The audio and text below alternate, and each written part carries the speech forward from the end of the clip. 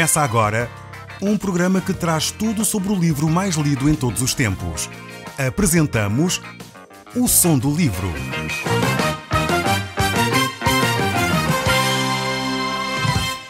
Seja muito bem-vindo. Neste podcast vai encontrar o livro mais conhecido e lido em todo o mundo. Vamos levá-lo numa viagem pela história da humanidade. Este é um audiolivro para si, para a sua família e sociedade em geral. Contextualização e comentários de Paulo Chaveiro. Eu sou o Paulo Chaveiro e nós hoje estamos de volta ao livro de Daniel e estamos aqui nesta secção que provavelmente é mais conhecida da história de Daniel. É Daniel na Cova dos Leões. Certamente você já ouviu falar desta história. É uma história que tem muitas lições para nós. E então estamos aqui diante de uma situação extremamente complexa em que Daniel estava a ser proposto para ser o segundo no reino Medo-Persa, portanto já saímos do Império Babilónico, estamos agora no Império Medo-Persa, e aqui os, no fundo, colegas, aqueles que eram os ministros da altura, os conselheiros do rei, começaram a desenvolver, ciúme, porque Daniel realmente se destacava de uma forma tremenda entre estes homens. E eles, porque não suportavam a excelência do trabalho de Daniel, começaram então a tentar encontrar um mecanismo para, de facto, difamar aqui a Daniel. Parece que a gente já viu este filme, não é? Muitas vezes acontece isto. As pessoas, como sentem inveja, sentem ciúme daqueles que estão a trabalhar de uma forma excelente, então, como não têm nada para apontar, inventam situações para denegrir a imagem das pessoas. E foi o que aconteceu aqui. Estes conselheiros juntaram-se e, como perceberam que a única forma que tinham para atacar a Daniel era, no fundo, atacá-lo na sua própria espiritualidade, na sua própria fé, então arranjaram aqui uma proposta de lei realmente que não lembra a ninguém. Mas veja então o que é esta proposta. Diz assim, Daniel capítulo 6, verso 6. Então estes presidentes, estes sátrapas, juntaram-se e foram junto ao rei e lhe disseram: ó rei Dário, vive eternamente. Começaram em primeiro a engraxar, como se costuma dizer em bom português, a engraxar aqui o rei. Dizer: ó rei Dário, tu és a maior sumidade no império, tu és grandioso, vive eternamente, continua a governar sobre nós para sempre. Este é o nosso desejo, por outras palavras é o que eles estavam a dizer. E depois todos os presidentes do reino, os prefeitos, os sátrapas, os conselheiros, os governadores concordaram em que o rei estabelecesse um decreto. Agora, que decreto é este? Eles queriam estabelecer um decreto e vejam bem, aqui todas as forças políticas, isto pondo uma linguagem que nós entendemos para os nossos dias, todas as forças políticas juntaram-se para deitar abaixo Daniel. De tal forma que eles chegaram a um acordo político, diz aqui o texto, todos os conselheiros, toda a gente de uma ponta à outra do império estavam de acordo em fazer este decreto-lei. E qual era o decreto-lei então? Realmente parece que, apesar de serem muitos sábios, muitos conselheiros, não foram nada inteligentes no decreto-lei, mas veja qual é o decreto-lei. Faça-se firme o interdito que todo homem que por espaço de 30 dias fizer petição a qualquer Deus ou a qualquer homem, e não a ti, ó rei, seja lançado na cova dos leões. Veja bem, desculpem a expressão, não me levem a mal, mas a estupidez deste decreto-lei. Quer dizer, uma pessoa durante 30 dias ia paralisar completamente o império por causa de quererem fazer mal a um homem. Veja bem onde vai o coração e a maldade do ser humano. Conseguiram fazer um pacto de não agressão, os partidos políticos daquela época, para atacar Daniel. Simplesmente porque ele estava a fazer um trabalho que mais ninguém conseguia fazer. Pelo ciúme, pela inveja. Então eles puseram nas mãos, de Dário, que tinha a autoridade legislativa naquela altura, para ele fazer então um decreto. Ele ficou todo inchado a pensar, esta gente gosta mesmo de mim, foi provavelmente o que pensou Dário. Gostam tanto de mim, estão-me a valorizar. Ele nem percebeu a dimensão da estupidez, nem percebeu a dimensão da maldade destes homens, que por 30 dias as pessoas não poderiam comprar, não poderiam vender, não poderiam fazer nada. Porque o decreto-lei dizia que durante 30 dias qualquer que fizesse um pedido, fosse a um Deus ou fosse a um homem, seria lançado na cova dos leões, porque eles sabiam que Daniel orava. Daniel iria continuar a pedir a Deus. Daniel iria continuar a ter a sua fé. E eles sabiam que a única forma de atacar Daniel era na sua fé.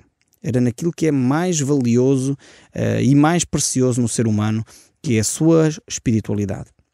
E infelizmente Satanás tem agido assim ao longo das décadas, ao longo dos séculos.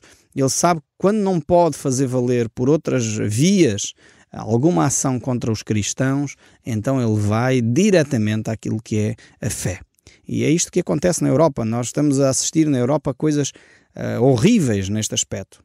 Por exemplo, hoje praticamente em França é proibido falar de Cristo, sabem ao abrigo de quê? Da lei da liberdade religiosa. Vejam bem, mais uma vez, a arrogância e quase a aberração que é isto. Ao abrigo de uma lei de liberdade é proibido falar da fé cristã. Porque se uma pessoa partilha a fé, o outro pode então pôr em tribunal aquele cristão. E hoje estamos a viver um ambiente muito semelhante a este aqui, por inveja, por, no fundo, uma ação claramente diabólica, satânica. Promovem-se leis em que os governantes estão envolvidos para que a fé deixe de ser expressa de uma forma genuína, de uma forma livre, de uma forma intensa por quem a tem. E isto vai valorizando então muitos outros movimentos que não temem estas leis e que de facto vão contra este tipo de atitudes. E aqui estes sábios então propuseram este édito, propuseram este decreto-lei, que durante 30 dias ninguém poderia fazer nada senão dirigir-se ao rei. Já viu a máquina burocrática que era necessário estabelecer por este período de 30 dias, simplesmente porque eles queriam atingir a Daniel. Era impraticável este decreto-lei, mas como eles tinham a intenção de atacar só a Daniel, não estavam muito preocupados com o resto, com o facto de todo o império ficar parado durante 30 dias, porque uma pessoa se vai à vizinha, por exemplo, você ia falar à sua vizinha, vizinha, tem um bocadinho de salsa que me dê? Era lançada na cova dos leões, de acordo com este decreto. Porquê? Porque aqui diz que não se pode pedir nada nem a seres humanos. Se um empresário, alguém lhe estava a dever dinheiro de um trabalho que ele realizou e ele ia lá, olha, desculpa, eu queria reaver o meu dinheiro, vai para a cova dos leões. Então esta era a mentalidade destes governantes.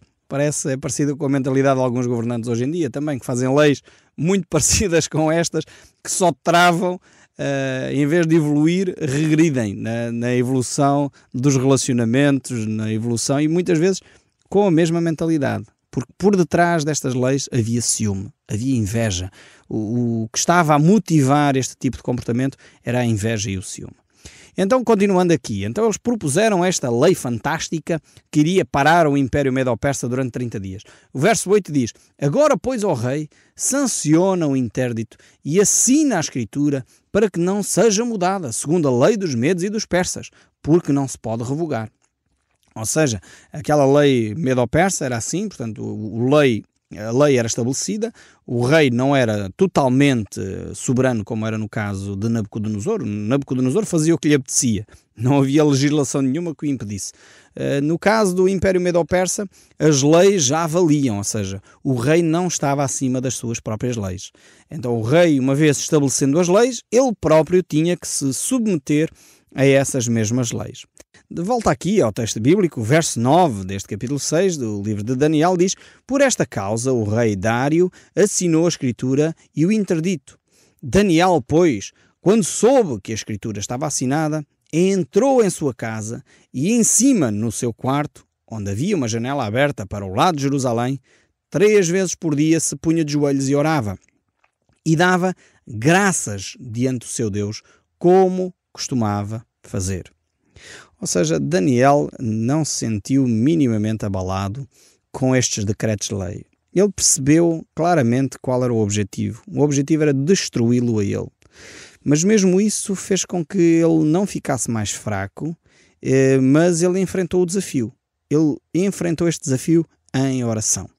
Ele sabe que há determinadas atitudes, determinadas coisas que só podem ser tratadas, resolvidas em oração.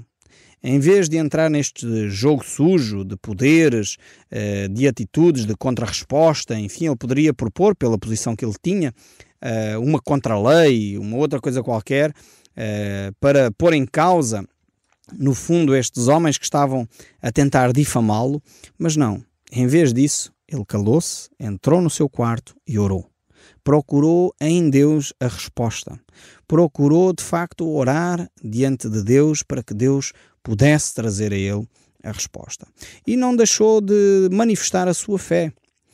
Muitas vezes, talvez alguns de nós que somos ameaçados, se calhar por familiares até, ou por pessoas da aldeia, então agora estás a ouvir o som do livro, agora estás a ler a Bíblia, mas que coisa, não faças isso.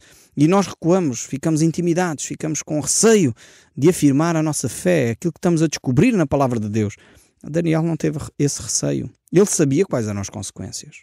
Ele sabia que uma vez as leis estabelecidas no Império Medo-Persa, elas iriam ser cumpridas. E se ele fosse apanhado a orar, ele seria punido e ele seria lançado na cova dos leões. Mas ele estava pronto. Ele estava pronto para enfrentar as consequências desta legislação injusta. Ele estava pronto para levar até às últimas consequências a sua fé. E por isso mesmo, de uma forma humilde, ele se coloca diante de Deus.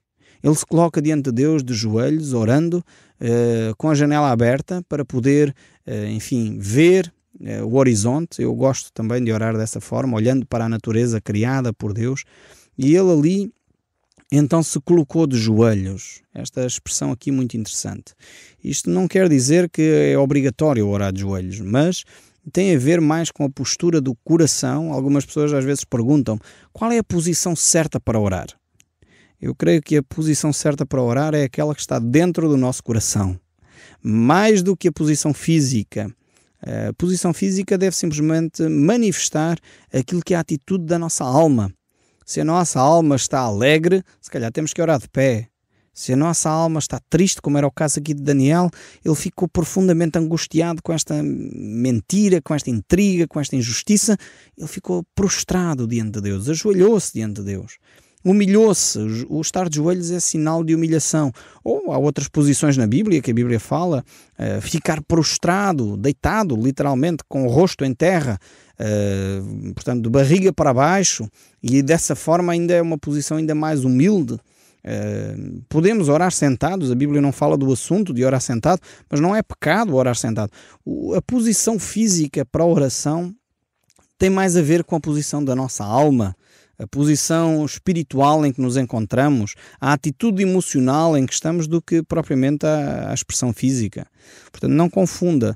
As pessoas podem até estar de joelhos, mas por dentro estar de pé, como aquela história daquela criança que se costuma contar, daquela mãe que insistia com o seu filho: senta-te, Joãozinho. E o Joãozinho disse: não sento, mãe. Senta, Joãozinho. Não sento, mãe. Senta, Joãozinho. Já a mãe irritada pega no Joãozinho e força a criança a sentar e senta o Joãozinho na cadeira. E o Joãozinho vira-se para a mãe e diz: mãe, eu por fora estou sentado, mas por dentro estou de pé. Então, cuidado, que às vezes a posição exterior pode não refletir aquilo que vai no nosso coração, a nossa alma. E não julguemos as pessoas porque estão a orar sentadas, ou porque estão a orar de pé, ou porque estão a orar de joelhos, ou porque estão a orar prostradas. A posição exterior não é o mais importante, mas ao mesmo tempo é importante. E nós não temos que julgar as pessoas pela posição exterior. Então esse é um alerta para cada um de nós, porque às vezes nós pensamos que uma pessoa que está de pé, de mãos levantadas, de olhos fechados, é talvez mais espiritual do que alguém que está sentado. Não tem nada a ver com espiritualidade. A pessoa que está sentada pode estar com uma atitude muito mais quebrantada, pode estar muito mais ligado a Deus do que quem está de pé ou quem está de joelhos. Não julguemos nós a atitude espiritual das pessoas. Podemos, de facto, avaliar aquilo que elas dizem. E se as suas palavras são de arrogância, como, por exemplo, Jesus relatou aquele episódio lá no Evangelho, daquele fariseu que subia ao templo e dizia: ó Senhor, te agradeço porque eu não sou como aquele publicano pecador. E Jesus diz: aquele publicano que estava lá atrás batia no peito e pedia: Senhor, perdoa-me pela minha atitude, que não devia ter roubado, não devia ter mentido, eu quero mudar de atitude. E Jesus diz: este subiu justificado. Agora, aquele fariseu que parecia que estava a fazer uma oração tão bonita, uma oração com palavras tão engraçadas, Jesus disse: não serviu de nada. Foi inútil aquela oração. Então não julguemos nós as pessoas, não julguemos a sinceridade do seu coração, não julguemos que uma igreja, porque está sentada ou está de pé, é mais espiritual do que outra. Não façamos esse juízo, não caiamos nesse erro. É um erro que devemos evitar. Mas seguindo aqui o nosso texto bíblico, então Daniel estava a orar, de joelhos lá no seu quarto. Ele abria a sua janela para Jerusalém e ali orava, talvez recordando o templo, talvez recordando a presença, porque a Bíblia nos dizia, no Velho Testamento tinha essa recomendação, virado para o templo, porque ali havia a presença do Senhor, então deveria orar-se nessa direção. Não quer dizer que hoje se tenha que fazer o mesmo, Jesus mostrou claramente que não. Onde estiver, de facto, aquele que ora a Deus em espírito e em verdade, aí Deus está. Onde estiverem 2 ou 3 reunidos em meu nome, aí Deus está. Portanto, já não tem mais a ver com uma referência geográfica, mas com uma referência espiritual. Mas Daniel estava então a orar e estas pessoas sabiam o que ia acontecer. Então o verso 11 diz: então aqueles homens foram juntos e, tendo achado Daniel a orar e a suplicar diante do seu Deus, vejam bem esta atitude. Ou seja, Daniel está lá no seu quarto. Talvez, se calhar, era numa casa de primeiro andar, uma coisa assim do género, lá bem em cima. Se calhar estes homens subiram ao terraço, foram lá pôr-se a espiar Daniel em cima dos telhados das outras casas para verificar se de facto ele estava a desobedecer ou não ao decreto que o rei havia assinado. E eles, como é óbvio, descobriram que Daniel estava verdadeiramente a orar. Então eles prepararam a coisa e se apresentaram diante do rei. Verso 12. E a respeito deste interdito real disseram: não assinaste um interdito que por espaço de 30 dias todo homem que fizesse petição, ou qualquer Deus, ou qualquer homem, e não a ti, ó rei, fosse lançado na cova dos leões? Vejam bem, estes homens eram do piorio. Realmente chegam ao pé do rei como se eles não soubessem o decreto-lei. Quer dizer, rei, eu tenho uma pergunta. Será que não foi assinado um decreto-lei? O decreto-lei não dizia que devia só fazer um pedido a ti? E o próprio rei, ingenuamente, caiu na esparrela. Respondeu o rei: esta palavra é certa, sim senhora. Há um decreto-lei, a lei dos medos e persas, que não se pode revogar. Então responderam ao rei: rei, sabes, esse Daniel, verso 13, que é dos exilados de Judá, não fez caso de ti, rei, nem do teu interdito, que assinastes antes, 3 vezes por dia faz a sua oração. Vejam bem como estes homens eram malandros. Eles sabiam da relação de Daniel com Dário. Sabiam que Dário apreciava verdadeiramente Daniel, ao ponto de Dário pensar colocar Daniel como o segundo do seu império. Portanto, logo a seguir a Dário era Daniel. E eles vieram com esta história muito bem montada. Primeiro deixaram o rei reagir. Dizer, ok, não, é verdade, há um decreto-lei que eu assinei, que não se pode mudar e que tem que ser cumprido. E eles dizem, é? Então sabes, ficas a saber que a pessoa que tu consideras mais importante do teu império não te tem dado ouvidos, não está a obedecer ao teu decreto-lei. E esta foi a artimanha que eles montaram para destruir a imagem de Daniel. E o verso 14 ainda segue. Tendo o rei ouvido estas coisas, agora imaginem, o rei tinha Daniel em grande estima. Ele ouviu estas coisas e ficou muito penalizado. Determinou consigo mesmo em livrar Daniel. E até ao pôr do sol se empenhou para salvá-lo. Ele realmente, depois deste processo, ele deve ter percebido: que grande asneira que eu cometi. Estraguei a relação que eu tinha com Daniel e agora sim vou procurar uma forma de libertar Daniel. Então aqueles homens foram junto ao rei e lhe disseram: sabe, ó rei, que a lei dos medos e persas, que de nenhum interdito ou decreto que o rei sancione se pode mudar. Eles já estavam prontos para responder ao rei, porque ele, para tentar alterar esta lei, ele tinha que se juntar aos sábios e aos governadores. E eles avisaram logo: rei, não há hipótese de alterar isto. Verso 16. Então o rei ordenou que trouxessem a Daniel e o lançassem na cova dos leões. E disse o rei a Daniel: que o teu Deus, a quem tu continuamente serves, ele te livre. Vejam bem, este homem percebia quem Daniel era, ele estava próximo de Daniel, e ele percebeu que Daniel era um homem de tal fé, que ele disse: olha, realmente só o teu Deus te pode livrar. Verso 17. Foi trazida uma pedra e posta sobre a boca da cova, selou o rei com o seu próprio anel e com um dos seus grandes, para que nada se mudasse a respeito de Daniel. Então o rei se dirigiu para o palácio, passou a noite em jejum e não deixou trazer à sua presença instrumentos de música, e fugiu dele o sono. Pela manhã, ao romper, levantou-se o rei e foi às pressas à cova dos leões. Chegando ele à cova dos leões, chamou a Daniel com uma voz triste. E disse o rei a Daniel: Daniel, servo do Deus vivo, dar-se ao caso que o teu Deus, a quem tu continuamente serves, tenha podido livrar-te dos leões? Realmente o rei ficou de rastos com esta situação, ao ponto de não dormir toda a noite. Eu imagino que Daniel deve ter dormido bem descansado, junto ali ao quentinho dos leões. Talvez até usou os leões como almofada. Então a voz de Daniel sai de lá de dentro e diz: Vive, ó rei, eternamente! O meu Deus em quem confio, o seu anjo, enviou o seu anjo e fechou a boca aos leões para que não me fizessem dano, porque fui achado inocente diante dele. Também contra ti, ó rei, não cometi delito algum. Então o rei se alegrou de sobremaneira e mandou tirar a Daniel da cova. Assim foi tirado Daniel da cova e nenhum dano se achou nele, porque crera no seu Deus. Vale a pena nós pormos a nossa confiança em Deus. E o verso 26 ainda do capítulo 6 diz: Faça-se então um decreto pelo qual, em todo o domínio do meu reino, os homens tremerão e temerão perante o Deus de Daniel, porque ele é o Deus vivo e permanece para sempre. O seu reino não será destruído e o seu domínio não terá fim. O Som do Livro, uma produção da Rádio Transmundial de Portugal.